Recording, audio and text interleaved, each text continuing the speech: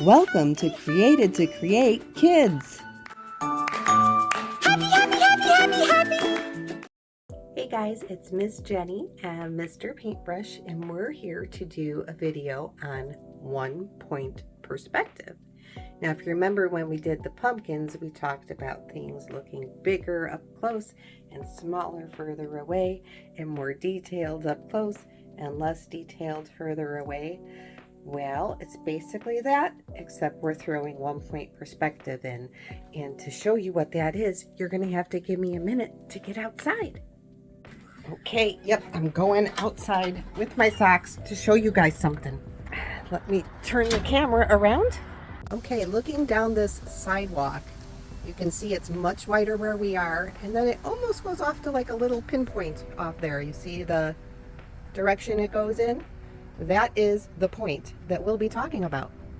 Okay, so grab yourself a paper, a pencil, a ruler if you have one, and if not, anything that's kind of sturdy that you can draw a line on. Miss Jenny's going to be using markers so that you can see better, but I do recommend a pencil. So the very first thing we're going to do is what Miss Jenny always likes to do, and that is start with a horizon line. And you guys should know by now it breaks up the sky from the land, or the sky from the water, or city streets. So that is the first thing we're going to do. Then on that horizon, we're going to make a point, just one little point. That, my friends, is the 1 point we're going to get our perspective from. So say we're going to do a road, just like I showed you the sidewalk. You're going to start at that point and go down. And you're going to start at that point and go down. Now, if you want to get really fancy and you're using an actual ruler, you can space things so they're the exact same amount apart by measuring. Today, I'm not going to do that. I'm just doing a quickie here. So say that on this side, we're going to have a fence. And on the other side of the fence, we're just going to have a bunch of sunflowers. So I'm going to go out a tiny bit here, go from the point and down. And then when you make the railings for the fence, you're going to be straight up and down. So like this. And like I said, if you want, you could measure and do it all perfectly. I'm not going to take that time. All right, so just nice up and down, nice up and down. And they're a little further apart as they get toward you, straight up and down. Okay, and then we can do another fence line, you know, like the post that goes across. And then a middle one. Everything's coming from that same point. And we'll do one more down here. All right, do you see how it looks like it's going down the street? And of course I'm using marker, so it's a little bit harder for me going over the lines, but then you can do whatever you need to make it look more fancy.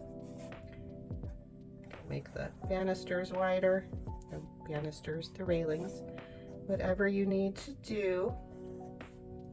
But just remember, everything goes back to that point. Now on this side, we're going to do some trees. So say this one, the one closest to us, and remember, up, everything goes straight up. So this will be the first tree. The next tree is going to be a little bit smaller because it's further away. And then the next tree, even smaller because it's even further away. And then these ones you could barely tell they're trees because they're so far off.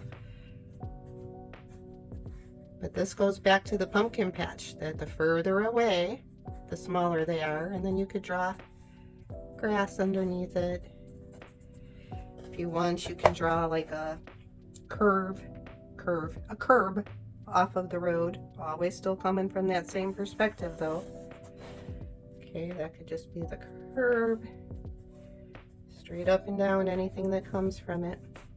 And then, you know, you can make your trees however you want. Just remember the one in front is going to be the biggest. The ones in the back are smaller.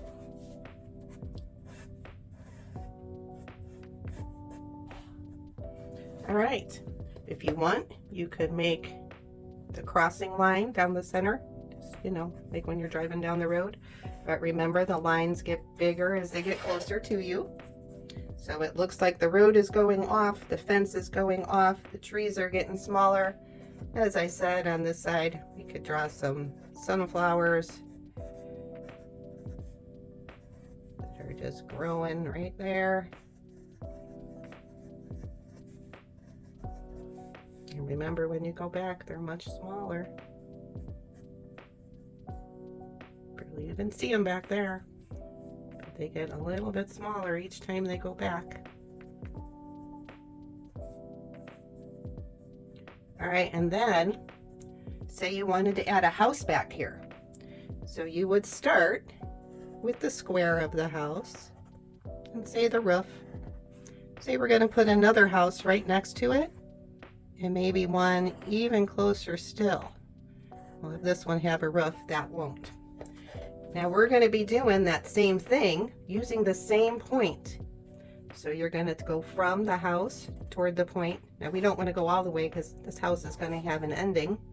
Same thing from the tip of the roof to the point and then go down. Same thing with this one now. We're going to go from the roof to the point, from this point to that one. And then this last one, same thing, to the point. And that's it. You can draw some doors on there. This one came across, so guess what? We're going to make it look like it's part of the scenery. All right, you can also put some little trees back here. If you wanted, you could do another house on this side. Same thing. Start with our little square. We're going to go to our point. Same thing from there to our point.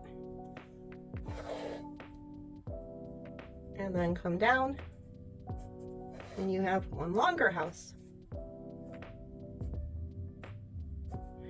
All right, so I think you get the idea. Remember, bigger as they come closer, smaller as they get further away. And there we have it.